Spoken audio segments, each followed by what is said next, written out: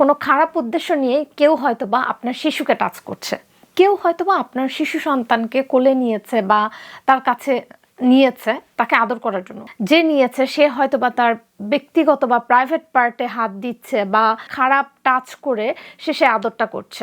এই আদরটা কিন্তু স্বাস্থ্যকর না। আপনার শিশু সন্তানকে এই ব্যাড টাচ নিয়ে কিভাবে তাকে সচেতন করবেন বা কিভাবে তাকে শেখাবেন যাতে করে সে নিজেকে প্রোটেক্ট করতে পারে। আমাদের শিশু সন্তানরা কিন্তু 2 বছর বয়সের পর থেকে দেখা যায় তাদের শরীরে যে পার্টসগুলো আছে এগুলো সম্পর্কে তারা জেনে যায় কোনটা কোন পার্ট।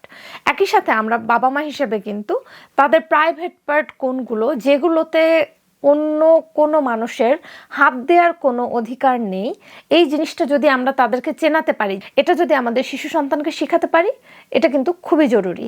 আপনার সন্তান তার প্রাইভেট পার্ট সম্পর্কে জানবে, সেখানে কেউ টাচ করতে পারবে না, বা ব্যাড টাচটা কিভাবে করা হয় কোন কোন পার্টে, এগুলো যদি আপনার শিশু সন্তান ছেলে বা মেয়ে, বর্তমানে কিন্তু উভয়ের ক্ষেত্রে এটা প্রযোজ্য।